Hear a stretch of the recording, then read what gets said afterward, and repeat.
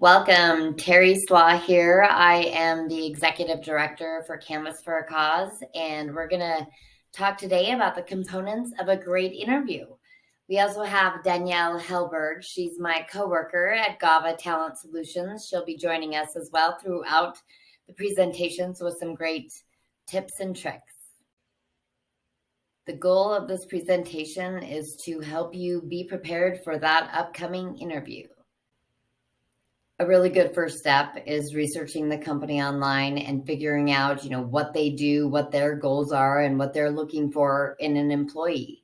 LinkedIn is a great place to do that. You can also find a ton of information out on their website, and really review that job post.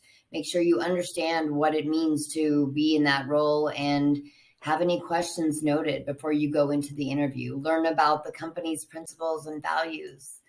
Does it align with who you are and what you're looking for? Only way to get comfortable with them and good at them is to practice.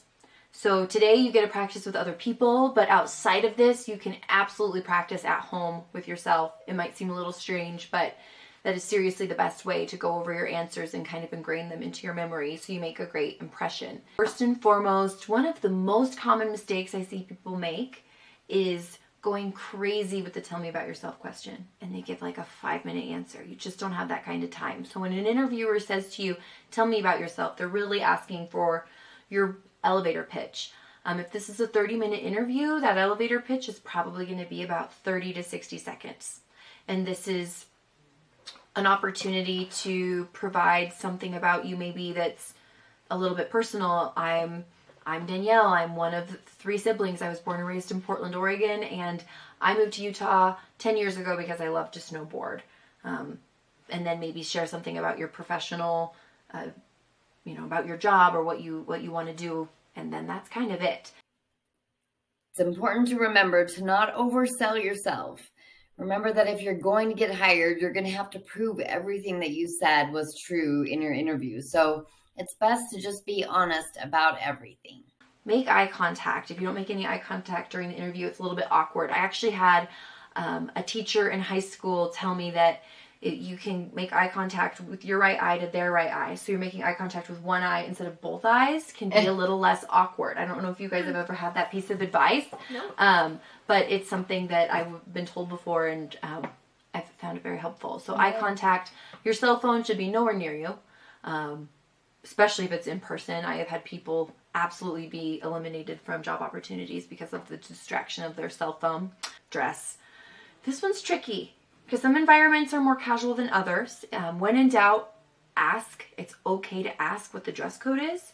They're either going to tell you or they might keep it intentionally vague and kind of leave the guessing to you, in which case always err on the side of professionalism. So Dressier is always better. Shoes, don't wear sneakers. Wear nicer shoes if you can. Again, sometimes sneakers are okay. The dress is tough. This is going to have to be a case-by-case basis, but err on the side, nothing ripped, if you can. So ask your friends, ask your mentor. That one's a tricky one, really. Especially some environments are more casual than they used to be, and then they're like, oh, they were too dressed up. So that one's really hard. Yeah. Great question. There is a finesse to that. Don't come too early. Too early is almost just as bad as 5 minutes late. So I would say 5 to 10 minutes early is perfect. If you're more than 10 minutes early, just wait in your car, wait outside, wait in the lobby before you go into the facility. And it can't hurt. I think if you're able to get an extra one printed out, you can always bring it. Sometimes they haven't printed it, and it's helpful. If you get to the end of your interview and the interviewer says, hey, so what questions do you have for me? Which 9 times out of 10, they're going to ask you, what questions do you have for me? In which case, have some questions. If you don't have questions, if you say, nope, you've answered all of my questions, they're going to go, wow, they must not be that interested in this opportunity if they don't have a single question to ask. Like, give me an example. Oh, goodness, there could be so many. So first and foremost, if you have genuine questions, ask them, but definitely come prepared with a list. So you might ask things like, what was your draw in working for this company or this organization? What do you love about working here? What's been one of your biggest challenges in working here? Oh, you talked about all of the changes the company's gone through. How has that changed your role? Have you liked those changes about your role? Where do you see yourself within the company in a couple of years? Honestly, my biggest piece of advice is all this stuff can create a lot of anxiety because I think interviews are naturally stressful, but just be yourself. You want to get the job because you're being yourself, and that's how you know you're going to be a good fit for the company. So as long as you do yourself justice of getting prepared and practicing, and then go there and be yourself and take some deep breaths, you're going to do great. And if it works out, it was, it's because it was supposed to work out. I've had people in interviews say, like, take a deep breath and say, can you give me a second to think about that? And I'm like, of course, that's fine. If you need like a second to like get your jitters aside, you know what I mean, and kind of refocus, if you've got to do that, just kind of ask for it. And then the last thing I'll say is the company's always going to be asking for examples, like specific examples about your experience or about what value you bring to the table. So I would say have some scenarios, some experiences that you've personally been through to refer to. Maybe you have an experience about a conflict that you resolved. Maybe that conflict was with a teacher. Maybe it was with a boss. Maybe it was with somebody in an organization you're a part of. What was the conflict and how did you guys resolve it? And how were you a part of that professionalism and resolving that conflict? Something that you've accomplished, a story about accomplishing something or overcoming a challenge. But if you can think of like 3 or 5 kind of cool examples about things that you're proud of or things you've accomplished, you can usually pick those out of your pocket when they ask you a question and kind of make it work for a few different questions they might ask. I think that thank you note sent via email within that first 24 hours is so important. Hopefully you learned something during the interview that you can mention in the email that, makes you even more excited about the position and the opportunity with the company.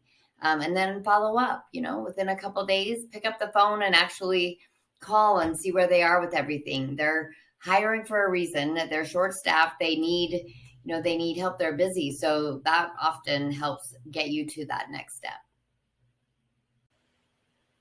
Gratitude is so important. You're meeting them for a reason, and you might not know it now. It might not make sense now and seem like a big waste of time, but everything happens for a reason, and be grateful for everything and learn from each interview that you go through and do better the next time.